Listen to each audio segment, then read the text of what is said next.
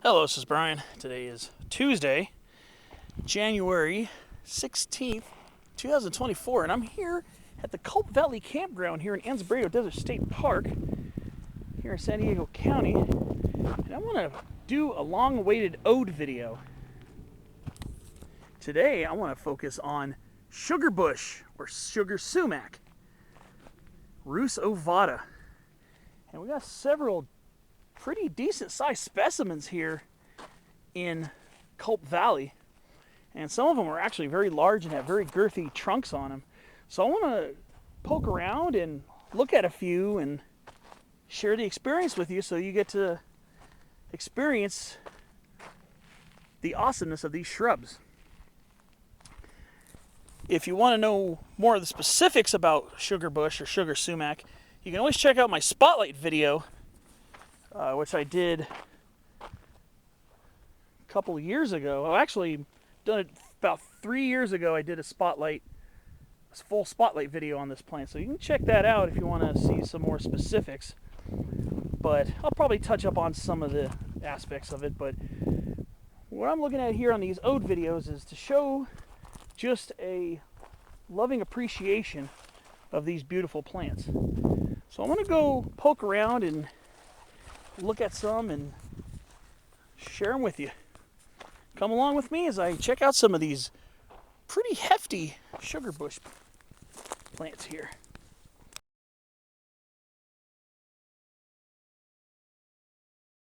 So what we have with sugar bush or sugar sumac, just a few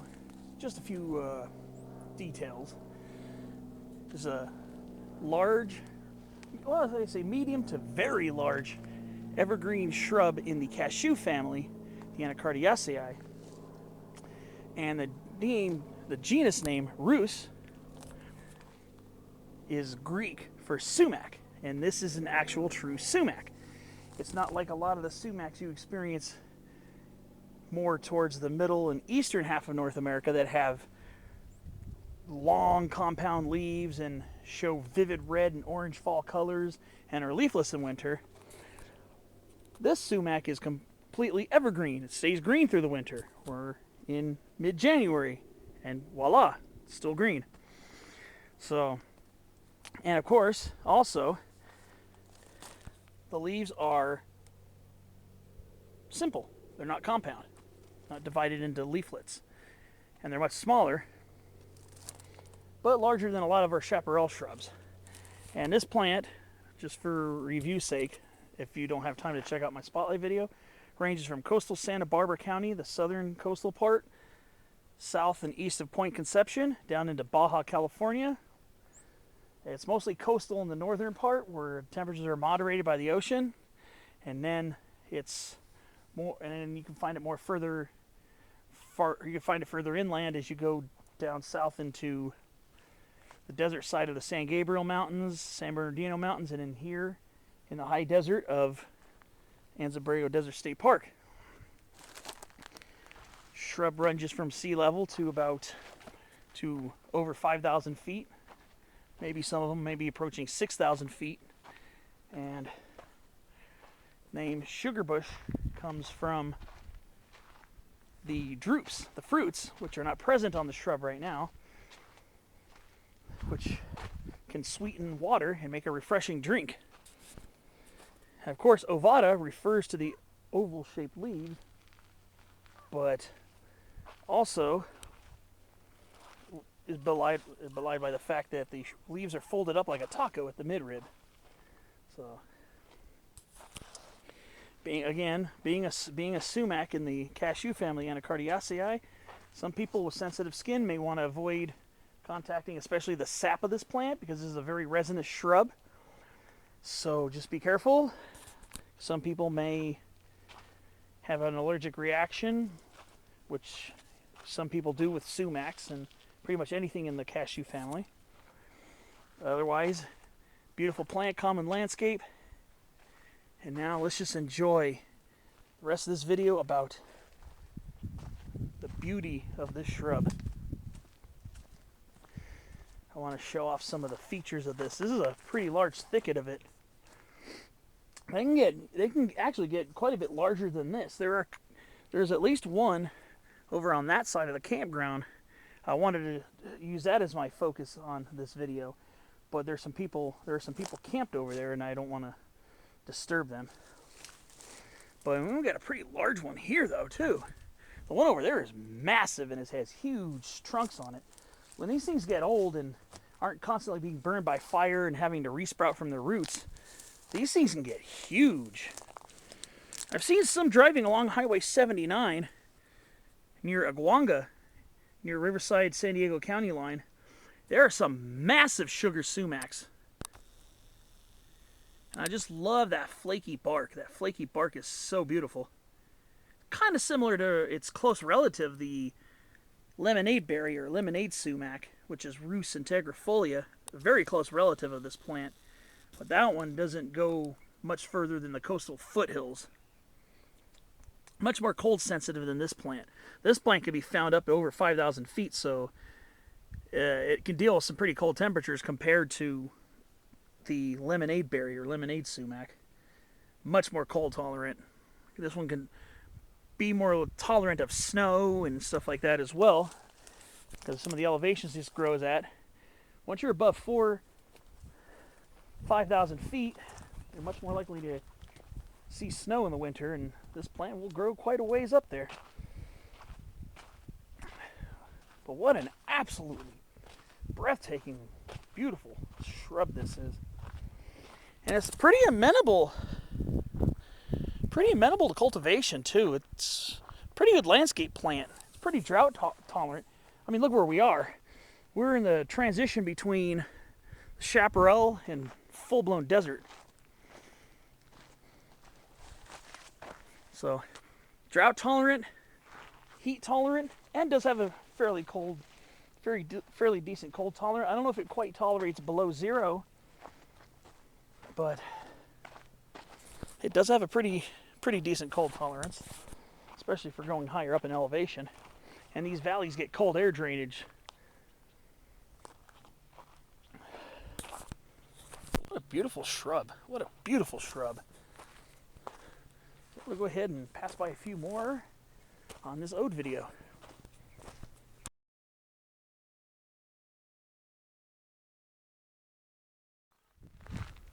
Here's another sugar sumac right here. There's a very noisy raven nearby. Very noisy one. Very vocal. But yeah, this plant is amenable to quite a few different environments as well. So if you can grow this near the coast. It's usually not found super close to the ocean. The closest to the ocean I've seen sugar bush would be in western San Clemente Canyon. I've seen it there. I've seen one specimen. It's mostly Rhus integrifolia. It's mostly lemonade berry there, but I have seen one huge patch of it in Marion Bear Natural Memorial Park, and that's between Claremont and University City in San Diego itself, just east of Soledad Mountain, which is on the other side of La Jolla, which on the other side is La Jolla. But look at the bark. It's just a beautiful shrub. What a beautiful specimen. What a beautiful plant. So yeah, what I was kind of getting a little off track, but yeah, I've seen this from sea level near the coast to the desert. So you can grow it in relatively coastal areas. I don't know if you'd want to grow it right next to the ocean. I don't know how tolerant it is of a salt sea spray, but yeah, it's a beautiful shrub that needs to be appreciated more. Integral part of our landscape. An absolute beautiful shrub. This one looks like it struggled a little bit, probably drought. Because, I mean, after a while, anything, even drought-tolerant plants, sometimes had enough, and then sometimes they have to conserve resources, and sometimes they have to let some parts of their go. But this one might have been more of a resprout. Maybe there was a fire here, because these aren't known to sprout from their roots. But there's a lot of sugar bush here. A beautiful plant. So let's go see if I can find a couple more for this video. Oh, here we go. So I'm gonna go up there and I'll meet you over there.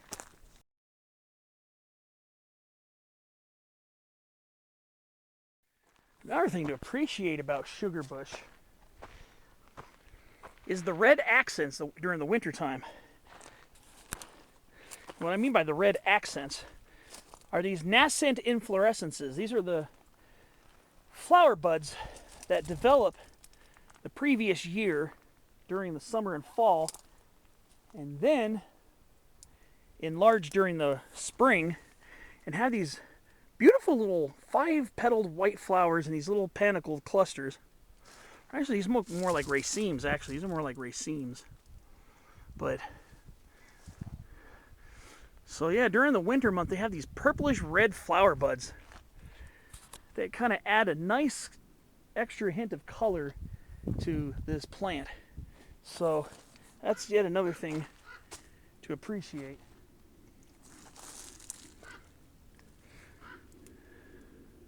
It's kind of festive, and it looks cool around Christmas time. Pretty neat. So yeah, so you get to enjoy those flower buds. There's the raven right there. That's the one that's been really vociferous today. Corvus corax, the American raven. Maybe he or she wanted to talk about Rhus ovata as well. Of course, I'm just joking. But, all right. So yeah, so this plant can grow in more interior coastal sage scrub, more so in chaparral, occasionally as an understory shrub in oak woodlands, sometimes in lower elevation conifer forest, and then of course on the desert chaparral and down in the desert side of the mountains. So a lot of ecological variety for this plant, and it seems just at home in all of them. So this is one to appreciate. So I'm going to go ahead and snap another picture or two, and then I'm going to start winding this video up.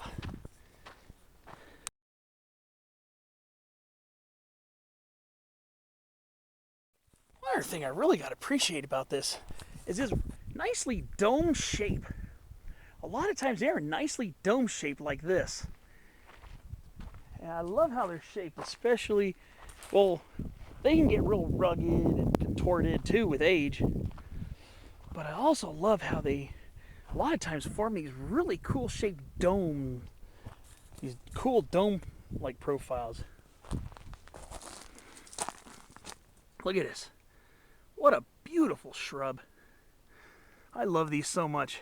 That's why I finally got out here to do an ode video to this plant. I had to finally do an ode to such a magnificent shrub. Absolutely breathtakingly beautiful plant. What an amazing specimen. What an amazing species of shrub too.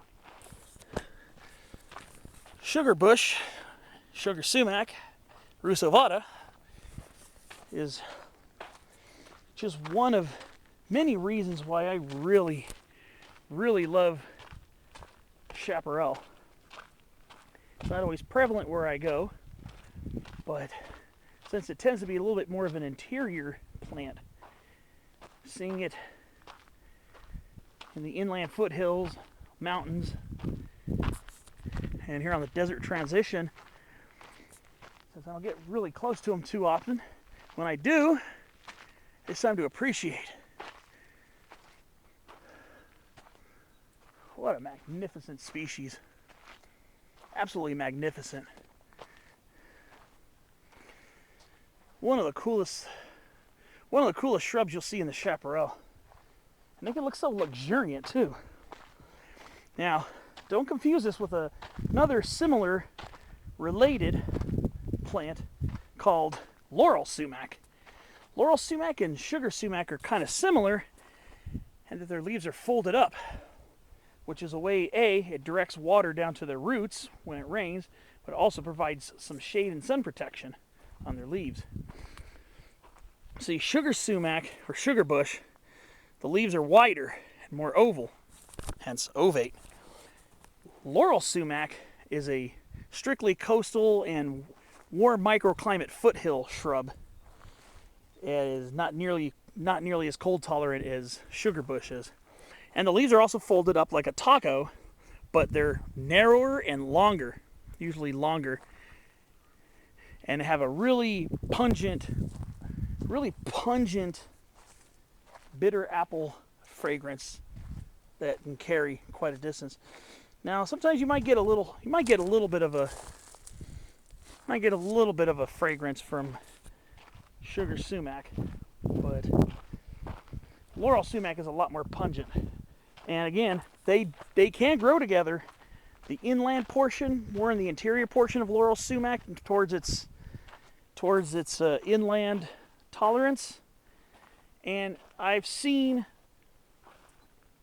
what I call the magic three, or the triumvirate of sumacs: laurel sumac, sugar bush, and lemonade berry. All three again being sumacs. But laurel sumac is the least closely related, as it's in the genus Melosma. I've seen all three of them together. One place I've seen them all together was in Coal Canyon at the north end of the Santa Ana Mountains. Part of it's in Chino Hills State Park, the northern extension or southern extension of Chino Hills State Park off of the 91. So you can see laurel sumac, lemonade berry or lemonade sumac, and then sugar bush or sugar sumac, all three in close proximity, so you can kind of compare. Lemonade sumac or lemonade berry, flatter blades, flatter leaves, and laurel and sugar sumacs, leaves are curled up. All right, maybe go check out one more before I end this one.